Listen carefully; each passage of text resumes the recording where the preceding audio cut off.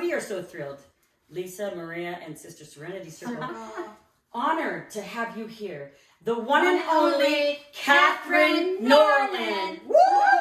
Gosh, award-winning actress, faith-based coach, speaker, and author of 6 books. Yeah. The one that we're featuring today is You Are Worthy. Most of you probably know her as the well-known lead actress of Darman. And I think we've known each other for probably 6 years now, because I think Aiden was 13 and she played his mom. Everybody thought you were originally his mom, but I wouldn't have any other mom be his mom other than Katherine. Besides being the amazing actress that you are, like, what is one thing that you want our sisters and your audience to know about you that we don't quite know yet? What can we do to get a little glimpse of the intimate part of Katherine? Who do you consider yourself more to be? An author, an actress, a speaker, a coach, mother, wife? Yeah. I think especially women know how we are such multi-hyphenates. We're known as being multitaskers, and we wear all these different hats, and it's almost like, it's not even like, who am I mostly? It's like, who am I in this moment? I'm on set, I'm the actor. Right. Sometimes when I'm on break, I'm the poet. I'll be in the green room writing poetry when I'm not filming. And then on the way there, I'm sometimes on the way to the studio to go act. I'm doing some consultations or coaching calls, but then before and after, I'm dealing with the kids and, you know, getting them ready for the Wow, day. that's a good way to put it. I never really thought about it that way. Whatever you need to be in that moment, you know, sometimes you're the cheerleader, sometimes you're the nurse, you're kissing boo-boos and you're giving pep talks, and then you're on. You know, and you're acting, and then oh, there's an emergency at home, and okay, I'm going to take a little break, and I'm going to be in this mode. It's a role that serves women really well in life, is being able to jump from thing to thing. Not that you're not stopping to do deep, intense, focused work that you need to do, but being able to maybe not be so tied and saying, but this is what I am, this is how it's supposed to be, because I think a lot of times we get into arguments with other people or with ourselves, or feeling like we're not good enough or we don't measure up because we have some preconceived notion of what it's supposed to look like. We're really faith-based, and that is so important to us, being heavily involved in our community. So living in Hollywood, how do you navigate keeping that faith and walking the road that we want to walk, and that we should be walking, and keeping it who you are, and keeping it real, living in Hollywood with the comparison and the jealousy, and you know, because you are out there in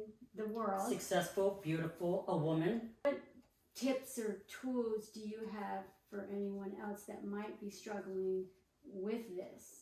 Yeah. Because I feel like we all do at some point struggle with, especially social media, and keeping our faith, you know, clean and positive and uplifting. I talk about that in the You Are Worthy book quite a bit, as well as in Poetic Prescriptions for Eternal Youth. It's all about examining earthly beauty from a heavenly perspective.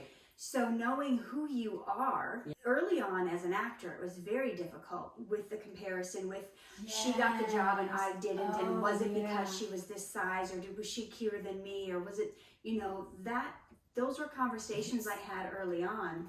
When I came to Hollywood more than 20 years ago, obviously I was like 40 pounds lighter and 20 some years younger, and I was more insecure then than I am now. Especially as a person of faith, you know, we read in the book of Jeremiah that God knew us before he put us in our mother's womb.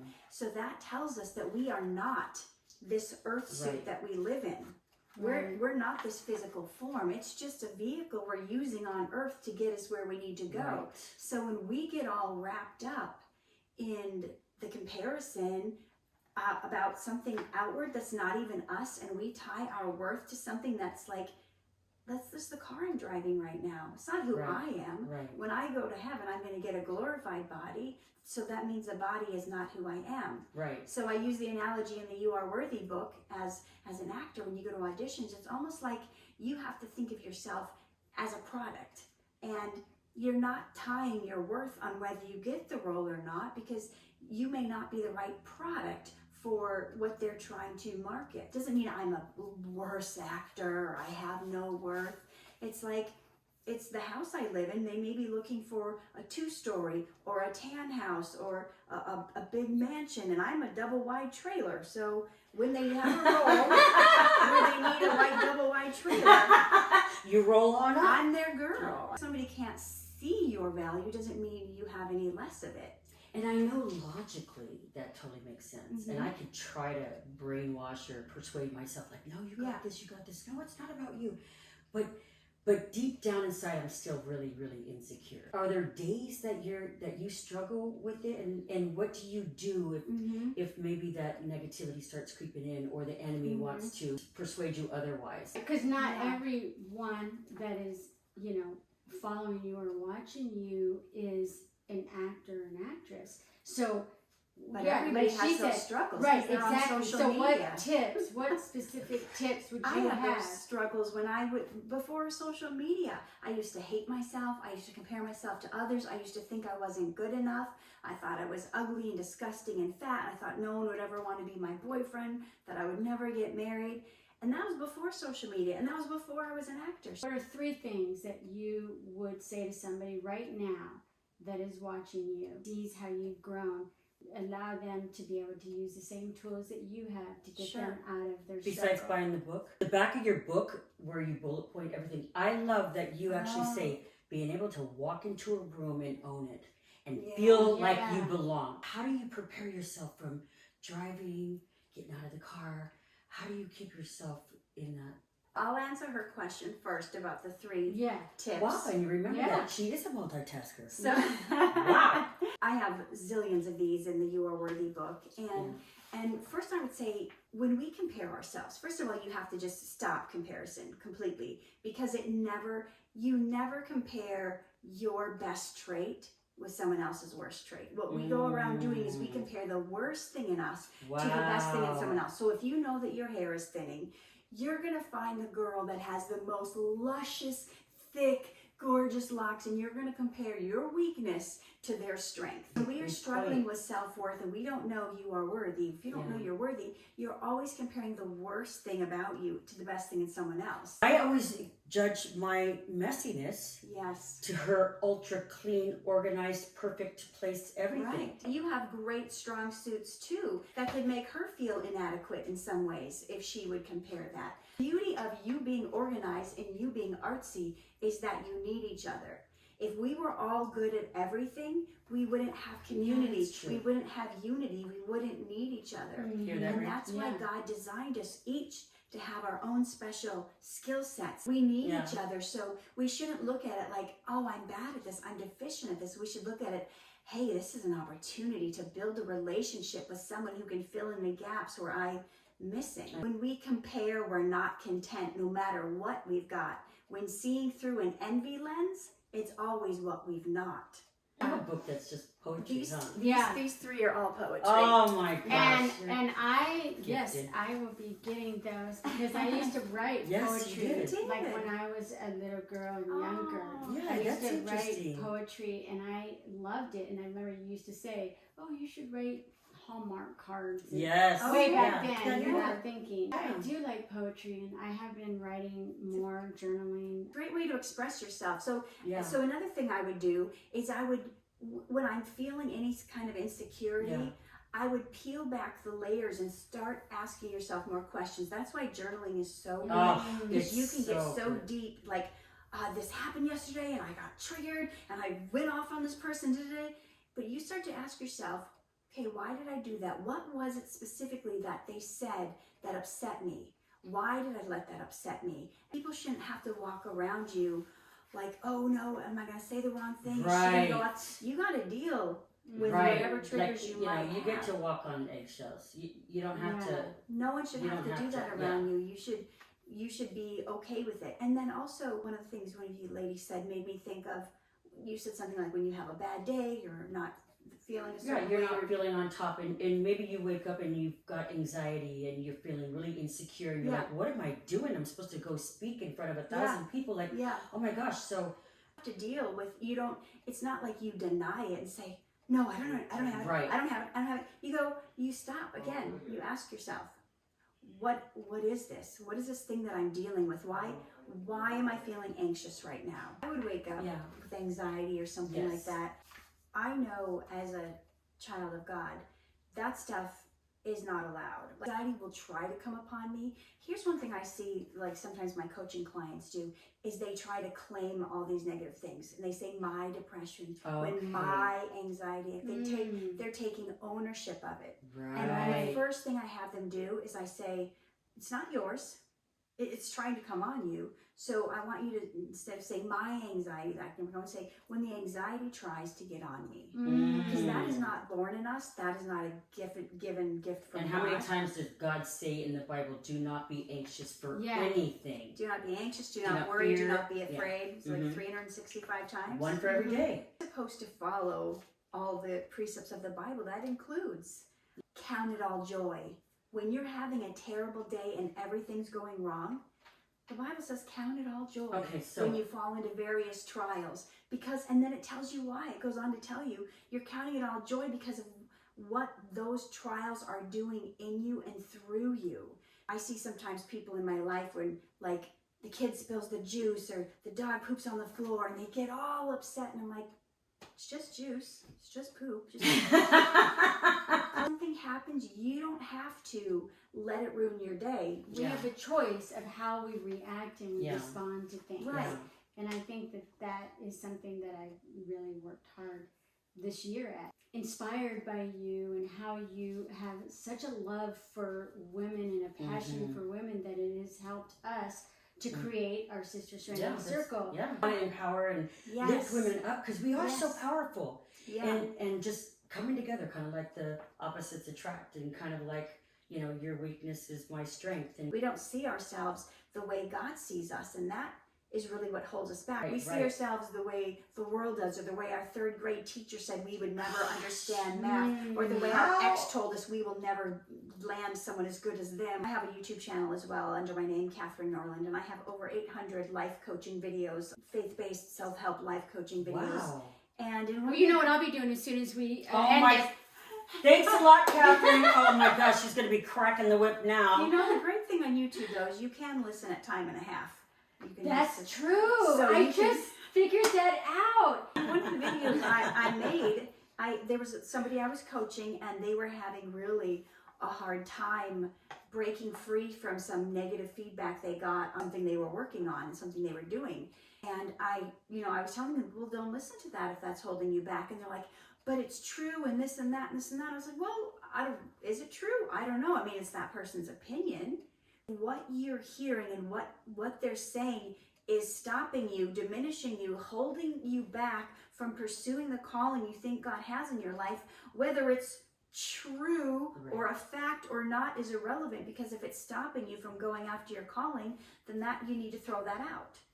Yes, there's a place to improve. Yes, we don't want to put out garbage content, but there is a learning curve, and we shouldn't feel bad about the learning curve or not being better. I had to write 500 bad poems before I started writing ones that were good enough to put in a book. Right. A lot of people get stuck and don't want to put their thing out there. Right. They say it's because it's not good enough, but that analysis paralysis is not always due diligence. Sometimes it's operating out of fear. I think that is probably the number one thing. So, not just because it's not good enough. I'm sure that they feel that way, but I think it's fear.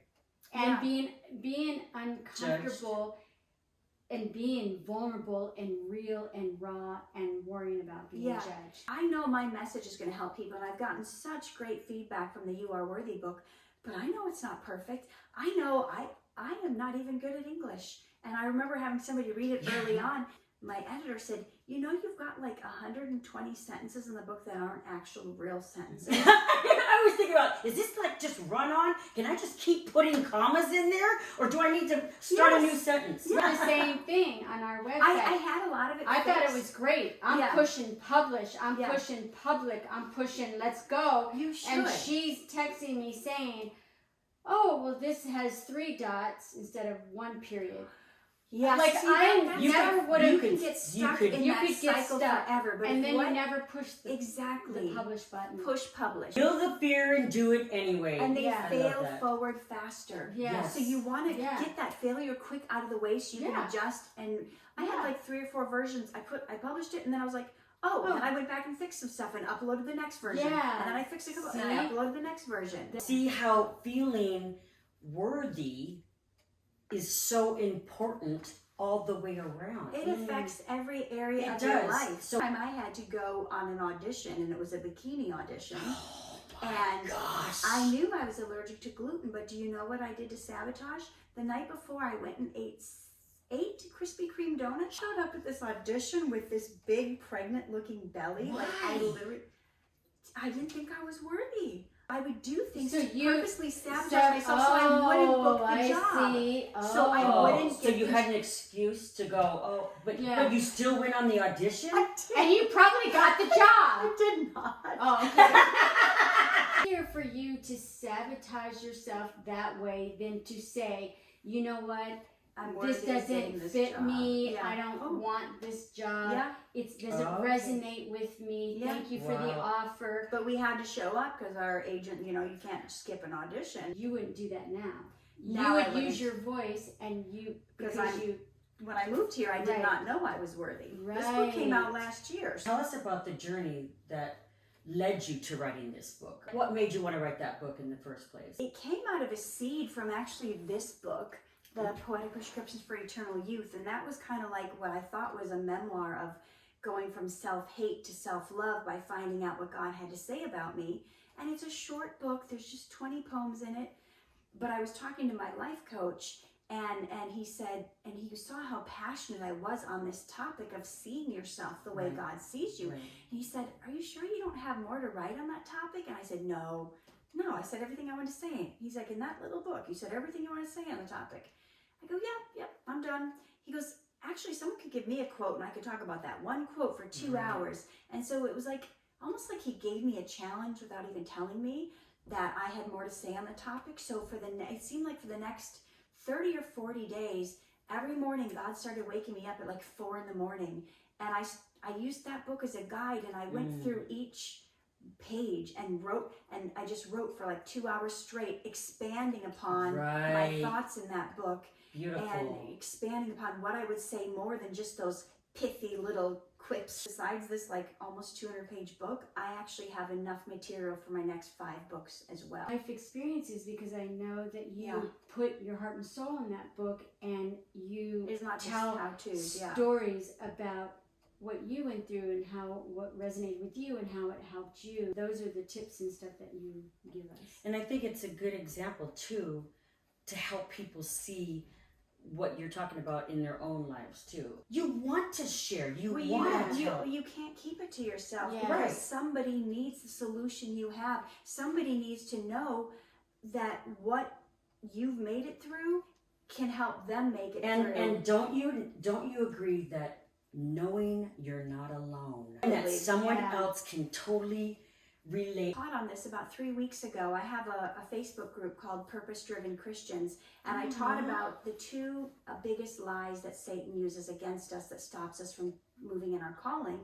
And one of them is isolating us, keeping us alone, telling you you're the only one dealing with that. No one else is dealing with that problem. And you better keep it under wrap. Yeah. They won't like you. They will judge you. They will say you're not a good Christian. If they know you're dealing with this wicked thing, forget about it. You're going to get kicked out of the church. People are going to whatever it is. So he makes us think that our point of struggle or challenge that no one else would understand. Right. And then the second thing the devil does to keep us from our calling is he tells you what you're so gifted at is common.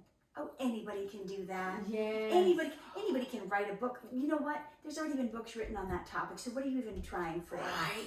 You know what? So anybody can sing like that. Just keep your mouth closed. No matter what, no matter how dark, no matter where when you bring in the light, there is no more darkness. Like light conquers dark, which I think is amazing. No matter how much darkness there is, the light is always bright. You have to share because Scripture tells us we overcome the devil by the blood of the Lamb and the word of our testimony. So your testimony, the devil doesn't want you to share your testimony, what you've been through and how you've been able to get through it, because he knows it's going to help set others free. So if you know that, it is your duty. People are going to not think I have anything worthwhile to say because I might have a few typos in my book, then they're not my people anyway. I even realize just with your actions, your testimony, maybe somebody's seeing this right now, they're going to go, oh my gosh, like, why did I scroll and see Katherine Norland talking about you are worthy? Oh my gosh, it just takes one little thing, getting your book, one quote, being empowered, being coached by you, changing your life. We have a coach. Everybody needs to have somebody or a community, which our Sister Serenity and that's Circle. what I was going to say. Is you said Satan says, oh, you already wrote a book and then everybody else, has the same information. But I don't believe that to be true because you are such an individual and I resonate with you so much more than this coach over here. Maybe the material is a lot alike and maybe your stories are the same, but we all have to feel comfortable with so there's so many people that are going to relate to you, whereas somebody else, they're going to go, oh, they're a little dry. You're funny, you've got faith-based, maybe they don't. There might be some differences, but it is personality as well. I really believe that people pick a coach and people that they can really resonate with. And feel safe with. I just think you are so incredible. I really do. I mean, and you've been at this a long time, but to use your gifts and talents to step out from the conventional, you know what I mean? That's a big, bold move too. And not only is your worthy book amazing, but while we were having lunch, she was sharing how we're going to keep our bodies. Okay, that's the next book. I know. Probably not the next one. I got some good nuggets. Look at her beautiful face. I got Are you good kidding nuggets from our luncheon, and now I'm motivated. See, just 15 minutes and I'm already motivated. Exactly. Right? And this one, if you get her on that. The next book is actually called You Are Worthy, Now What? I love it. How do I live my life? Now go beyond the survival. What do I allow? Yes. Am I still a doormat? Am I Mr. Christian Nice Guy? Am I... Oh my gosh. And that is so good because you know what? That is so good. Because one of the things I struggle with is like, well, wait a minute. Why did they do that to me? Why did they say that? They're supposed to be a Christian. And then it's like, you know what? Can't fall into that. We know people by the way they show up. Love. It's not what they say, it's what they do. Right. We'll know them by their love. And if they by their fruit. Sometimes your light, like if you live in a apartment, in some of these apartments in New York, you flip on the light switch and all the cockroaches scramble. Great. So it's not, my old mentor would tell me about his wall would look black and he would come home and he'd turn on the light and then they would all go and then there'd be the white wall again. It would be so But I also feel like God puts us in situations so that we can be the light. Yeah. You know what I mean? There might be a difficult situation or a difficult person or we're feeling insecure or whatever you're feeling because you allowed them to make you feel that way. But we're put in situations. There's a lot of subtext going on. Wait, is there? I don't know. Do we need to boop you? No boop. But I do what feel is this like boop you're talking about. I don't even know. Yeah.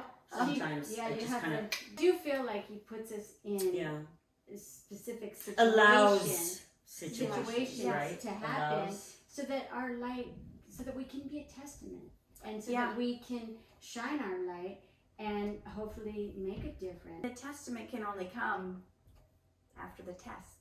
Are we failing those tests? Yes. Are we praying for God to take us to the next level and wondering why we're not getting to the next level when we're not passing the tests we're getting to get to the next level? Continue to have to deal with this problem over and over until you Because a lot of times it's not the person. because you'll notice you keep running into that same type of person. Right. So the common denominator is right, and how we're handling it, and then we start thinking, well, everybody's just a jerk, or every girl is just a gold digger, or every guy's just whatever.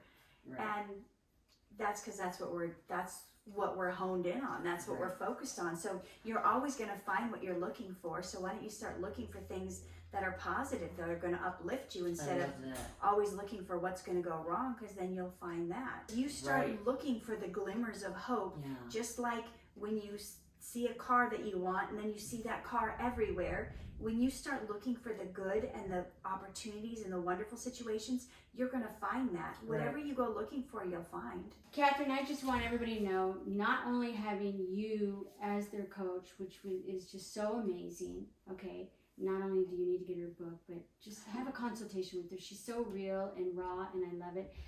And she'll teach you her tips and things that she's doing, but also just trusting in God's plan. I couldn't teach self-worth or confidence without a biblical foundation, because that's where it all comes from. God is our designer, our creator. He's the manufacturer. So if something isn't working and something isn't broken, let's get out the manual. Let's get out the Bible. Basic instructions before leaving earth. What is it that where I'm falling short or I'm missing out? You know, we are just earthen vessels. We're cracked. We're broken. We need to be fixed. But God turns us into vessels of honor that can be used no matter how broken, no matter how scarred. He puts us back together in a way that's even more beautiful than if we had not fallen apart. I feel like there's no way that we would have been able to sustain or start or be successful. We wouldn't be working together. Sister Serenity Circle. Yeah. If we didn't have the foundation. Yeah. And do community and serve like we do. We're so aligned, and so I think that's what makes what we do. Yeah, or we special. couldn't. We definitely, because we're so completely opposite. I would definitely choke you. Yeah, if God wasn't at the center, and that's what Seriously. makes all relationships. Right, thank you, God, for when- saving my neck. Well, but it's your effort, so I'm just really proud of you. It's true, and when people ask me, you know, you've been married more than 2 decades. How do you stay together? Because in Hollywood, it's like, oh my gosh, really? And I say, you know, when you are just you and the guy, sometimes you're close, sometimes you're far, sometimes he's doing his own thing, you're doing your own thing. But if you have that common denominator, if you have God at your center, then the closer you get to God, automatically the closer you get to each other. I love that. Wait, how long? So it creates married for how long? 28 years. Okay, 32. Wow, 28 years? Wow, let's go. Wow. I know, isn't it funny when I say that I've been married for 32 years? It is kind of not different, but like I don't know a lot of my friends that are even married. I know. Or been together as long. It's almost like it's foreign. Yeah, they go, we've been together since we were teenagers. Are you crazy? You've been married for 32 years? I'm like, yeah, it's like, yeah. My beautiful sisters, I'm so excited. Oh my gosh. Yay! You guys are talking about comedy. Do you want me to read one of my comedy poems? Yes! Oh my gosh! She's funny, and I didn't say anything about it. Okay, no, I love to laugh. I love to laugh. You were talking about aging earlier. Oh, no! This is called So What? We All Get Old. Oh, I love the title already. So what? We all get old. That's just the way it goes. There's billions being spent not letting our age show. But if we fix our face, the next step is our neck. We race against the clock. Our hands have gone to heck. Don't let me age one bit. Sometimes I often beg. My sexy six-pack's gone and turned into a keg.